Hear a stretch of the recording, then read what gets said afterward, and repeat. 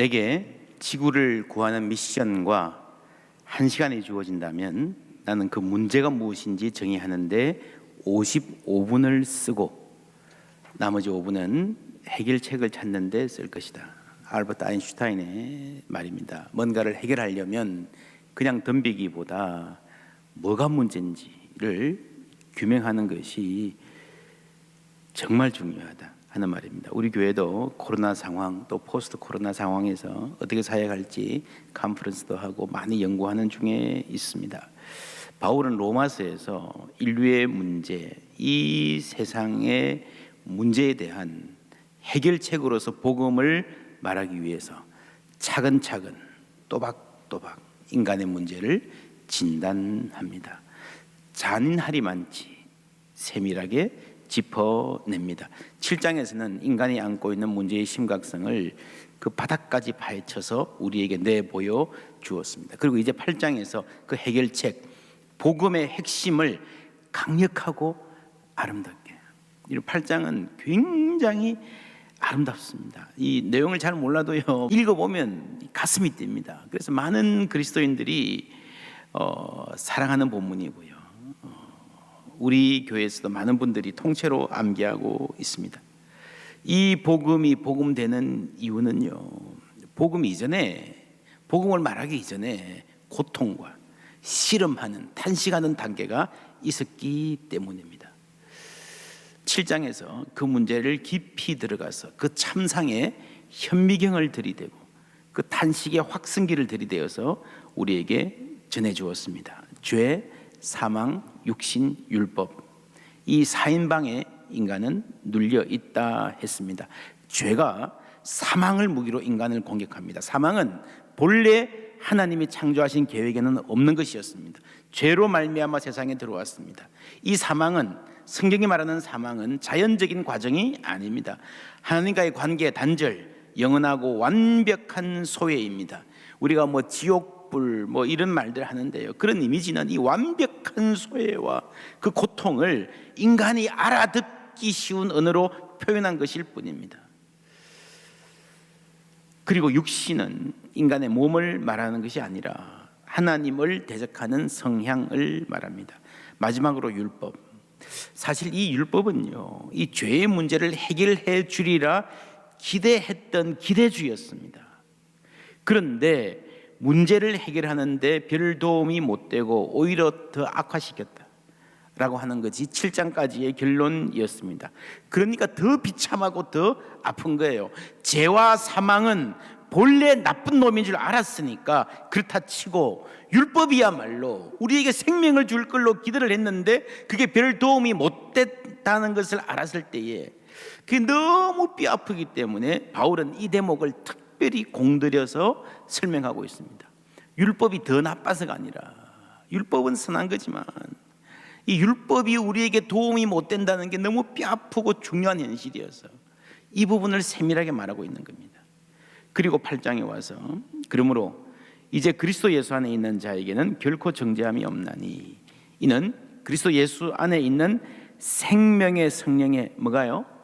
법이, 이 법이라는 말이 지난주에도 말씀드렸지만은 율법이라는 말입니다. 헬라어는 율법과 법이 똑같습니다. 노모스, 영어로 law죠. 죄와 사망의 법에서, 생명의 성령의 율법이 죄와 사망의 율법에서 너를 해방하였음이라고 읽어야 됩니다. 풀어 말하면 죄와 사망의 도구로 쓰이던 율법과 생명의 성령의 도구로 쓰여서 우리에게 해방을 가지다는 율법이 대비되고 있는 겁니다. 지난주에 6장은 홍해를 건너는 장면, 7장에서는 시내산 아래에서 율법을 받는 그 장면을 바울이 말하고 있다고 했습니다. 여러분, 시내산에서 하나님과 이스라엘이 언약을 맺습니다. 이것은 사랑의 언약입니다. 그래서 우리가 율법을 이야기할 때 이것은 사랑의 언약, 사랑의 관계 속에 있다는 것을 알아야 됩니다. 이 사랑의 관계를 위해서 율법이 있는 거예요. 하나님이 이스라엘을 사랑하셨잖아요. 노예 생활에서 해방시켜 주셨잖아요. 전혀 받을 자격이 없는데 파격적인 은혜를 베풀어 주셨잖아요. 그래서 율법 이전에 사랑이 있는 겁니다. 우리도 마찬가지입니다. 하나님께서 우리를 먼저 사랑해 주신 줄 믿습니다. 요한 1서에 보면요, 하나님의 사랑이 우리에게 이렇게 나타난 바 되었으니 하나님이 자기의 독생자를 세상에 보내심은 그로 말미암아 우리를 살리려 하심이라. 사랑은 여기 있으니 우리가 하나님을 사랑한 것이 아니요, 하나님이 우리를 사랑하사 우리 죄를 속하기 위하여 화목제물로 그 아들을 보내셨습니다. 우리가 사랑함은 그가 뭐예요? 먼저 하나님이 먼저 우리를 사랑하신 줄 믿습니다. 우리가 하나님께 대해서 아무 관심도 없을 때에 하나님은 우리를 먼저 사랑해 주셨습니다. 이스라엘도 마찬가지예요. 먼저 해방하시고 보호하시고 입히시고 먹이시고 품어주시는 사랑을 베풀어 주셨습니다. 그 다음에 언약을 맺는 거예요. 여러분, 계약과 언약이 어떻게 다릅니까? 계약과 언약 비슷한 것 같지만요, 여러분, 계약은 여러분 땅, 아파트 사고 팔 때에 꼭 상대방을 사랑 안 해도 되죠. 저놈 나쁜 놈이야, 그래도요 나한테 이익이 되면 도장 찍고 서로 이익을 볼 수 있는 거예요. 이용 가치가 있습니다. 그게 계약입니다. 그러나 언약은 아닙니다. 언약은 사랑이 있어야 됩니다. 이 언약은 관계 자체가 목적입니다. 그리고 이 언약에는요 꿈이 있습니다. 이 언약에는 함께 만들고 싶은 미래가 있는 거예요. 연인끼리의 언약이라면요 반드시 거기는 뭐가 있는가 하면요, 우리 이렇게 살자 하는 꿈이 있잖아요. 그것이 없이는 언약이 없습니다.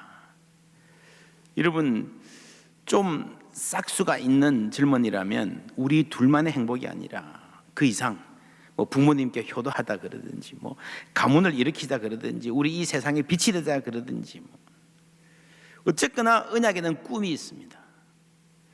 그 꿈, 하나님과 이스라엘의 언약에는 세계 회복의 꿈과 소망이 담겨 있는 거예요. 그 언약에는 사랑과 소망이 있습니다.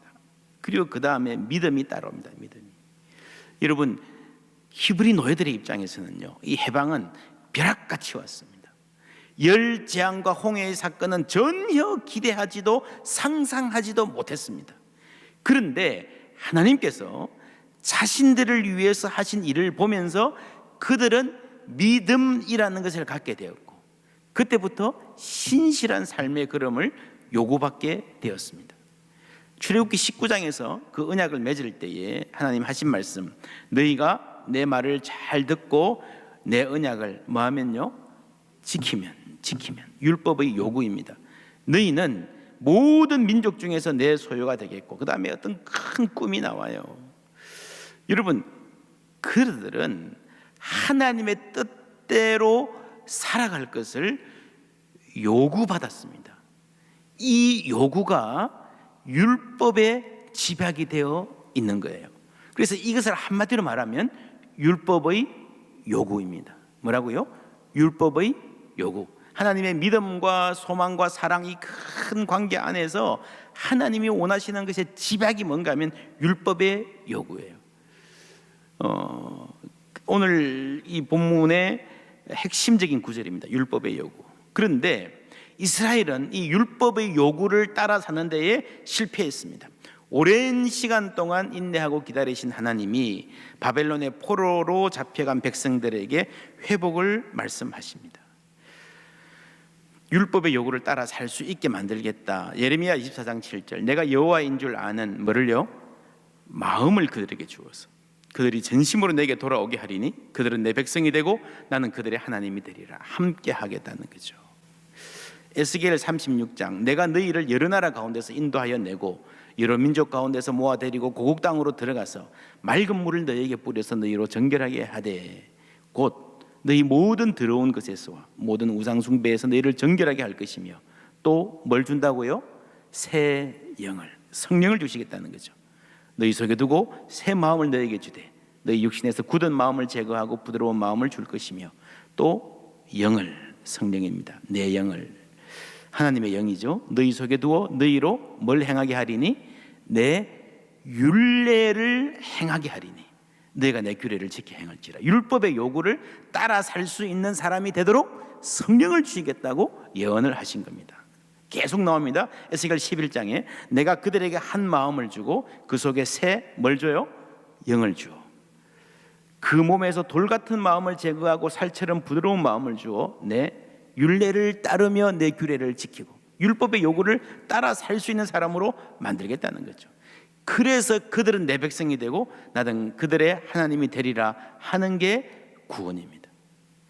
우리는 십자가 그리고 속죄 여기에 너무 많은 관심이 쏠려서 우리가 어떻게 하나님의 백성이 되는가를 잘 놓칩니다. 그런데 구약의 예언을 보면요, 십자가를 어렴풋하게 예언하는 대목이 들어있지만 성령을 주실 것이다 라는 약속은 굉장히 분명하게 또렷하게 자주 반복해서 나옵니다. 이 부분을 놓치지 말아야 됩니다. 여러분, 성령이 어떻게 우리 가운데 오십니까? 성령은 하나님이십니다. 하나님이 친히 우리 가운데 오실 것이다. 그게 구원인데 거룩하신 하나님이 죄인 우리 가운데 오실 수가 없어요. 하나님을 보면 죽는다 그랬잖아요. 그런데 예수님이 인간의 몸으로 이 땅에 오셨습니다. 이것 역시 여러분 자연스러운 만남이 아니었습니다. 하나님이 이 땅에 오셔서 성질대로 하면 다 죽었어요, 사람들은. 근데 의외로 누가 죽었습니까? 하나님이신 예수님이 죽었어요. 그렇죠? 이 만남이 자연스러운 만남이 아니었습니다. 죄인인 인간들은 그 하나님을 거부하고 십자가에 못 박았습니다. 그리고 그 십자가 사건을 통해서 하나님은 죄인인 우리와 하나님 자신을 화해시킨 것입니다. 화해가 됐어요. 그리고 나서 그 다음에 이 땅에 성령이 오신 겁니다. 그렇죠? 그러니까 예수님이 우리에게 오시고 성령이 우리에게 오시고 이 구원은 하나님이 우리에게 오신 사건입니다. 이 둘이 어떻게 연결이 되는가? 예수님이 오신 것과 성령이 오신 것. 8장 3절 4절입니다. 율법이 육신으로 말미암아 연약하여 할 수 없는 그것을 하나님은 하시나니 곧 죄로 말미암아 자기 아들을 죄 있는 육신의 모양으로 보내어 육신의 죄를 정하자. 이게 십자가잖아요. 그죠? 근데 이게 전부가 아닙니다. 이게 끝이 아니에요. 그 다음이 중요해요. 육신을 따르지 않고 그 영을 따라 성령을 따라 행하는 우리에게 뭐가 이루어지게? 율법의 요구가 이루어지게 하심이니라. 그 율법의 요구, 구약에 나온 그 모든 구원의 플랜이 다 없어지고 완전히 다른 플랜 예수님이 온 게 아니라 구약에서 본래 준비하셨던 그 계획을 이루어지게 하기 위해서 예수님이 오셨고 그 후에 예수님의 은혜로 십자가의 은혜로 우리가 성령을 받을 수 있는 하나님과 함께 살 수 있는 사람이 되셨다는 거죠. 정리하면 이렇습니다. 십자가가 있고 그 다음에 뭐가 있습니까? 믿는 자에게 성령이 오시는 거예요. 십자가의 화해 때문에 가능했습니다. 그 다음에 우리가 율법의 요구를 따라 살 수 있게 된 것입니다. 여러분 이렇게 보면요, 좀 과장해서 말하면 십자가보다 우리에게 성령이 오신 사건이 훨씬 더 중요한 목적인 것 같아요. 십자가가 중요하지만 그것이 없으면 안 되지만 그걸로 끝나면 안 돼요. 우리 가운데 성령이 오셔서 우리로 하여금 율법의 요구를 따라 살 수 있도록 만드시는 것 전체가 구원이라는 겁니다. 이 성령이 우리 가운데 와서 무슨 일을 하시는가? 너희는 다시 무서워하는 종의 영, 노예의 영입니다. 을 받지 아니하고 양자의 영, 스피릿 오브 어답션을 받았으므로 우리가 아빠, 아버지라고 부르짖느니라. 무서워하는 노예의 영 이름이 이제 여러분 아실 겁니다. 바로의 채찍하에 있던 이스라엘, 그죠? 두려워하던 그 노예 생활을 이야기하는 겁니다. 똑같이 하나님 앞에 벌 받지 않을까 전전긍긍하는 죄인된 인간, 그렇죠? 혹은 율법주의, 이게 노예입니다. 노예. 그런데 성령이 오셨어요. 성령은 양자의 영이라고 번역했는데 잘못된 번역입니다. 양자의 영은요, 스피릿 오브 어답티죠. 영어 성경에 보면 스피릿 오브 어답션 되어 있습니다. 그대로 번역하면 입양의 영이고 원어를 잘 살리면요, 입양이란 말이 아니고 자녀 삼는다는 말이에요. 자녀 삼는다. 그래서 성령은 자녀 삼음의 영입니다. 여러분, 어떤 분이 고아원에 가서 아이를 데려왔어요. 오늘부터 너는 내 아들이다. 호적도 다 바꿨어요. 방도 줬어요. 옷도 갈아입혔어요. 그런데 아버지 집에 온 그 첫날에 그 아버지가 아버지인 건 알겠는데 이제부터 아버지로 느껴졌을까요? 아버지한테 편하게 다가갈 수 있을까요? 아빠라는 말이 나올까요? 힘들죠. 여전히 어렵고 어색하고 멀게 느껴질 수 있습니다. 여러분, 그리스도의 십자가가 우리를 하나님의 자녀로 만들어 주셨습니다. 우리의 호적을 바꾼 거예요. 그런데 나에게는 아직도 여전히 하나님이 멀게 느껴지고 어색하고 두렵기까지 할 수 있습니다. 그 마음에 성령을 주셔서 하나님을 아빠라 부를 수 있게 하신다는 겁니다. 그래서 그리스도의 십자가는 우리를 공적으로 객관적으로 하나님 자녀되게 하는 조건을 만들고요, 성령 하나님은 실제로 우리가 하나님의 자녀로 느끼고 그 안에서 기쁨 가운데 살아갈 수 있도록 도와주시는 거예요. 두 개가 다 필요합니다. 제가 아는 어떤 집사님이요, 좋은 대학 나와가지고 남들 정말 부러워하는 직업 가지고 잘 살아요. 근데 그분 라이프 스토리를 들어보니까요, 야, 이렇게 고생하며 사는 사람이 세상에 있나 할 정도로 고생 많이 했더라고요. 초등학교 다닐 때에 선생님이 부르시더니 너희 엄마 아프단다, 집에 가봐라. 안 갈랍니다. 나는 공부하고 싶어요. 가라 그러는 거예요. 그 억지로 이제 떠밀려서 가니까 교문 앞에 형이 서 있더라는 거예요. 형하고 같이 갑니다. 가니까 엄마가 돌아가셨어요. 누나하고 3명 사는데 아빠는 배 타러, 이게 뭐죠, 이렇게 오징어 잡이 배 이런 거 타러 가서, 당시에는 뭐 핸드폰도 없을 뿐 아니라 전화로 연락도 안 되던 시대. 아빠 없이 엄마 장례를 하는 거예요. 한 달인가 2달 있다가 왔대요, 집에. 그리고 또 나갔는데요, 그렇게 크다가 중학교 때 아버지가 속초에 오징어 잡이 배 탔다가 그게 침몰해서 돌아가셨습니다.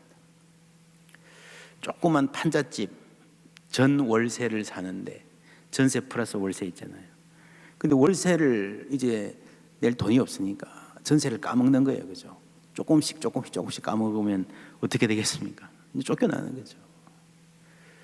근데 집에서 쫓겨나게 생겼는데 그게 고등학교 3학년 학력고사 치기 한 달 전이래요. 이제 시험 봐야 되는데 어떻게 해요? 그 사정을 듣고 교회 친구 부모님이 우리 집에 와라. 너희 집같이 생각해라. 나를 친부모같이 여겨라. 그래서 네, 감사합니다 하고 들어갔대요. 근데 이제 밤 11시 넘도록 학교에서 공부하고 집에 들어가는데 집 앞에 섰는데요, 이 초인종을 못 누리겠는 거예요. 초인종을 다 불 끄고 주무시는데, 그래서 그 머릿속에 네 부모님처럼 생각해라 이 말을 계속 떠올리고 또 그래, 부모님처럼 생각하라 그러니까 눌러야지 하면서도 초인종을 못 누리겠는 거예요. 다행히 그 친구가 이제 초저녁에 자고요, 11시에 일어나서 공부하는 스타일이었대요. 그래서 이제 그 친구 방 밑에 가가지고 이름 불러서 나오면 열어주고. 근데 이 친구가 일어나는 날보다 안 일어나는 날이 훨씬 더 많아요. 어떻게 할 수가 없어요. 그래 막 추워 죽겠는데 그 담배랑 데서 발발 떨다가 때는 교회 가가지고 이제 교회에서 그냥 웅크리고 자고 새벽에 집에 들어가고 그렇게 지냈답니다. 여러분, 집 안에만 들어가면요 모든 게 다 있습니다. 안락한 잠자리, 따뜻한 이불, 맛있는 음식, 모든 게 다 있어요. 그런데 못 들어가는 거예요. 왜요? 초인종을 누르는 게 그렇게 힘든 거예요. 여러분, 그 친구 아버지가 진짜 내 아버지로 여겨지면 막 누르지 않겠습니까? 2시고 3시고 막 누르지 않겠습니까? 아빠 나 힘들어, 엄마 나 배고파, 그러지 않겠습니까? 여러분, 그거를 성령이 하시는 일이에요. 기억나십니까? 로마서 5장 5절, 소망이 우리를 부끄럽게 하지 아니함은 우리에게 주신 성령으로 말미암아 하나님의 사랑이 우리 마음에 뭐라고요? 부음받음이. 하나님의 사랑이 우리 마음에 부음받을 때에 이 8장의 말로 하면은 아빠 아버지라고 부를 수 있고, 아빠한테 안길 수 있고, 하나님이 더 이상 두려운 존재가 아니라 정말 나를 사랑하는, 나와 가까운, 내 고민과 탄식을 아시고 나를 만져주시는 분이라는 것을 우리가 알게 되는 거예요. 여러분, 신앙의 모든 것이 여기에 달려 있습니다. 잔 스토터와 함께 20세기에 가장 영향력 있는 복음주의자 제임스 베커, 하나님을 아는 지식이라는 책이 있습니다. 아주 좋은 책입니다. 귀한 책입니다. 하나님을 아는 지식. 이 책에서 제임스 베커 박사가 신약의 가르침 전체를 한 문장으로 요약하면, 거룩하신 창조주 하나님이 우리 아버지 되신다.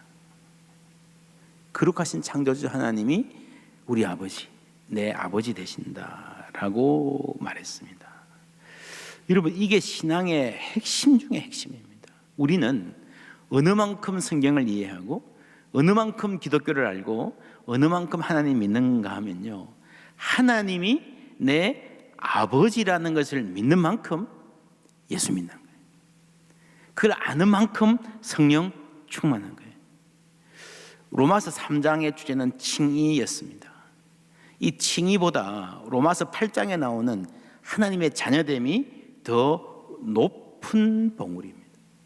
8장 1절에서 그랬잖아요. 그리스도 예수 안에 있는 자에게는 결코 정죄함이 없나니, 이게 칭의죠. 이제는 우리가 하나님의 법정에서 죄인으로 취급받을 이유가 없다라고 하는 게 중요한 복음의 단계이지만, 이건 출발이에요. 출발. 결코 정죄함이 없나니 8장 1절에서 말해놓고요, 그 다음 이야기를 하는 거예요. 칭의는 끝이 아니고 출발일 뿐입니다. 여기서 출발해서 우리 같은 사람이 어떻게 율법의 요구를 이룰 수 있는 사람이 되는가 하는 거죠. 그게 성령이 하시는 일입니다. 성령이 어떻게 하십니까? 우리가 하나님을 아버지라고 모시고 살 수 있도록, 그 사랑을 알고 그 사랑 안에서 살 수 있도록 감화하시는 거예요. 우리가 흔히 듣는 예화가 있습니다. 구원을 설명할 때에 예를 들면 이런 이야기 여러분 들어보셨을 겁니다. 어떤 왕이 나라의 도덕이 무너지고 성범죄가 창궐하고 그러니까 특단의 조치를 내립니다. 문란한 범죄를 저지르면 2눈을 뽑는다, 강력하게 선포했습니다. 그 때문인지 한동안 잠잠합니다. 그러다가 첫 범인이 잡혀오는데 왕의 아들이에요. 이 아들을 제수석에 앉혀놓고 보니까 아버지가 기가 막힌 거예요. 모든 국민의 눈과 귀가 다 이 재판정에 쏠려 있습니다. 대충 넘어갈 수도 없습니다. 그때 왕이 어떻게 해요? 칼을 들고 아들의 한 눈을 뽑고 나머지 스스로의 한 눈을 뽑았다는 예화로 하나님의 공의와 사랑을 설명하는데, 사실은 제가 볼 때 별 좋은 예화 아닙니다. 모든 예화가 다 조금씩 부족한데요, 예화라는 게 본래 그렇습니다. 영적인 진리를 인간이 이해할 수 있는 용어로 하다 보니, 이게 하나님의 공의는 자신의 아들의 눈을 뽑는 거고, 자신의 눈을 뽑는 것은 사랑이다. 이래서 딜레마에 빠진 하나님이 어쩔 수 없는 타협책으로 십자가로 갔다, 이건 아니에요. 공의와 사랑은 그런 식으로 대립되지 않습니다. 그래서 이 예화 자체는 별로입니다. 그런데 우리가 잘 아는 얘기니까 이 예화의 기초에서 생각해 보면 중요한 포인트가 있습니다. 이 예화에 나오는 이 2가지 관계, 이 왕과 왕자는 2 관계에 겹쳐 있습니다. 하나는 재판장과 죄인이라는 관계고요, 또 하나는 아버지와 아들이라는 관계입니다. 그렇죠? 자, 이 2가지 관계 중에서 뭐가 더 중요할까요? 뭐가 더 중요할까요? 아버지와 아들이죠. 아들이라는 겁니다. 아들. 이 예화의 핵심은요, 아들이라는 겁니다. 재판장과 죄인이라는 면이 있지만 더 중요하고 주도적인 것은요, 자녀라는 거예요. 여러분, 재판장과 죄인의 모드로 보면요, 이 교리의 핵심이 이신칭의가 됩니다. 아버지와 아들의 사랑의 관계로 보면 이 교리의 중심이 자녀 삼음이 되는 겁니다. 그래서 기독교 신학이 이 이신칭의에 너무 많이 꽂혀가지고요, 이 자녀 삼으시는 은혜를 놓쳐버리거나 주변으로 밀려나게 했습니다. 로마서를 읽을 때도 3장을 중심으로 보고 나머지는 곁다리로 보면 그거 안 돼요. 제임스 패커가 맞습니다. 자녀 삼음이 가장 중요합니다. 로마서는 3장이 아니라 8장이 핵심이고 클라이맥스입니다. 그리고 우리가 로마서 강의를 들었으면 전체를 관통하는 시각을 가져야 됩니다.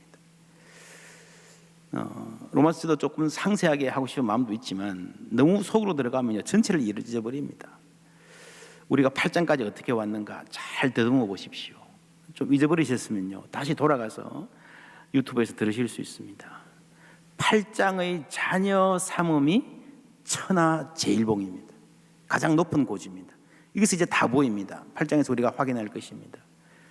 3장이 백두산이면 8장은 에베레스트입니다. 하나님의 자녀 삼음. 그래서 여러분, 믿음의 핵심은요, 우리는 하나님의 자녀라는 고백입니다. 여러분, 다른 것은 다 흔들려도 좋습니다. 다른 것은 다 빼앗겨도 좋습니다.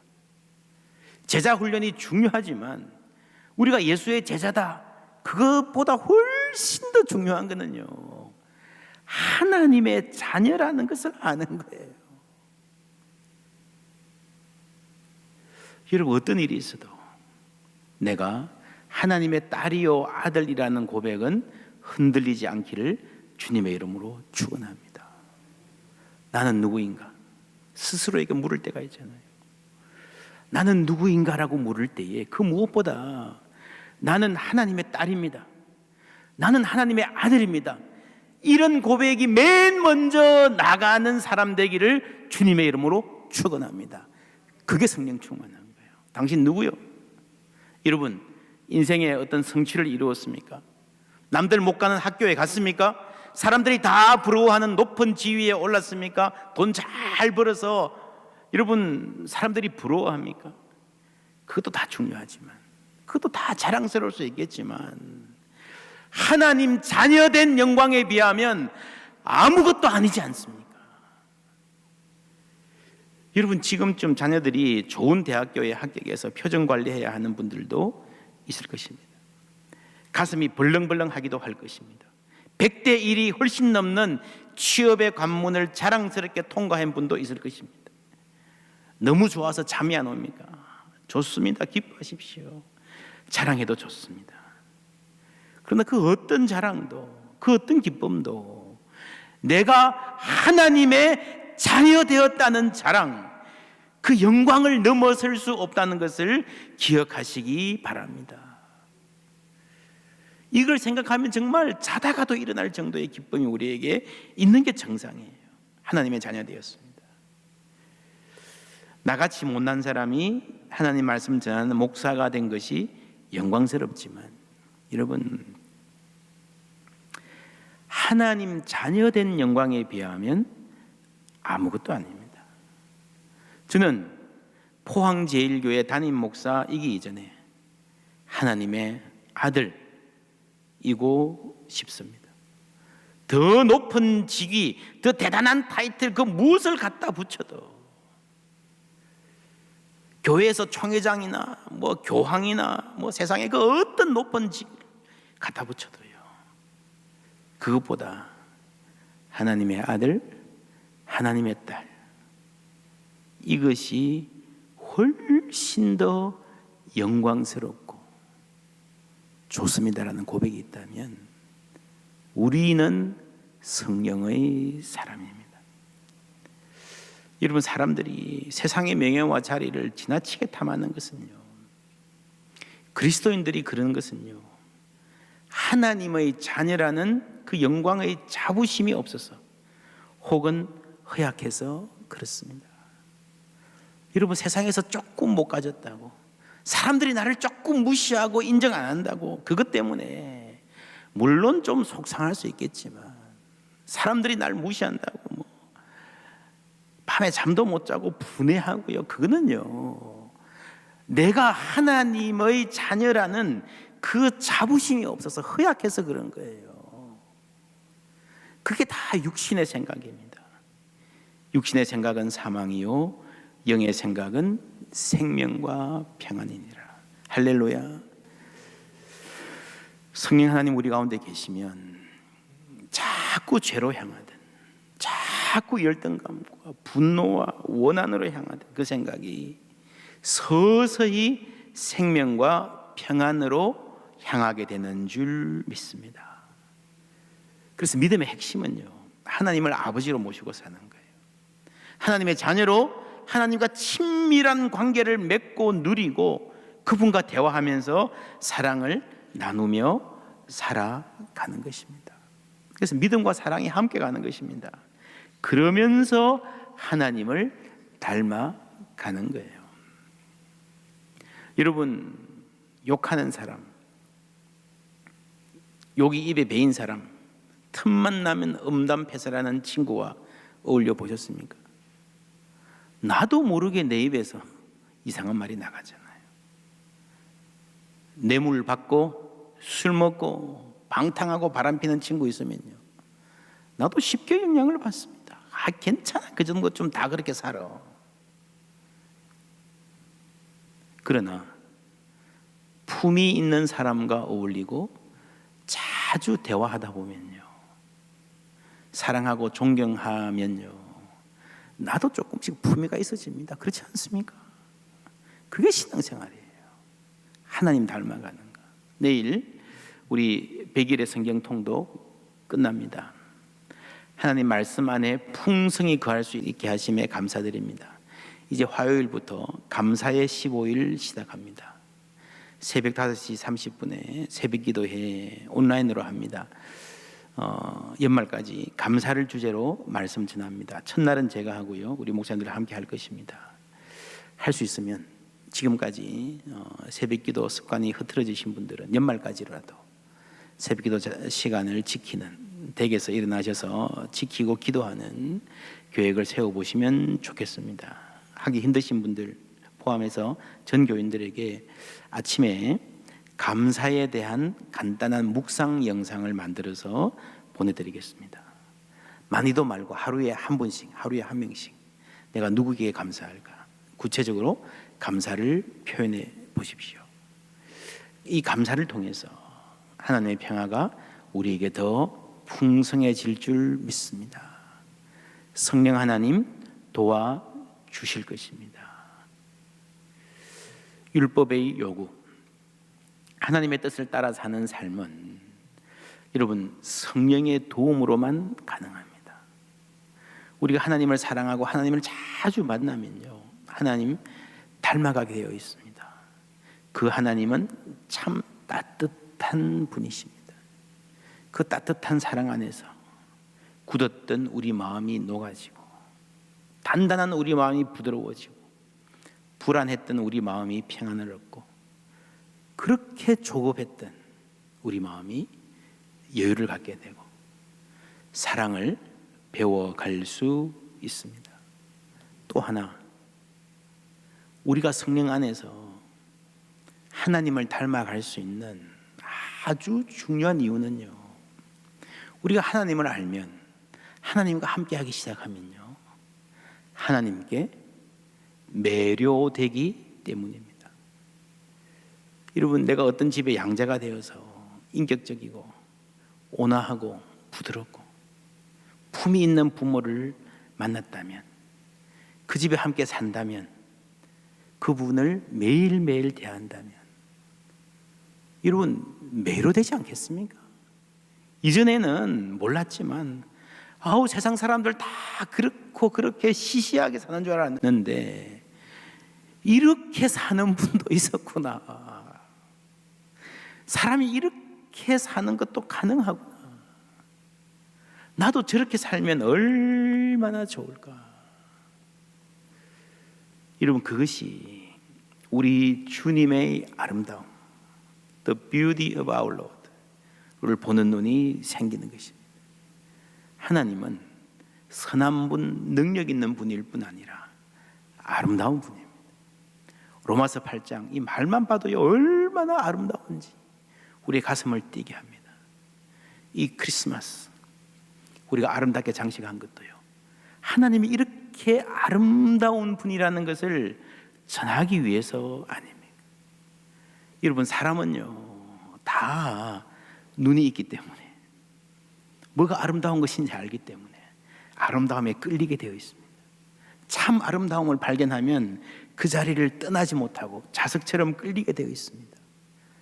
성령 하나님 우리 가운데 오셔서 우리 눈을 열어주시고 The beauty of God, 하나님의 아름다움을 아는 눈을 열어주시면요, 하나님 닮아갈 수밖에 없어요.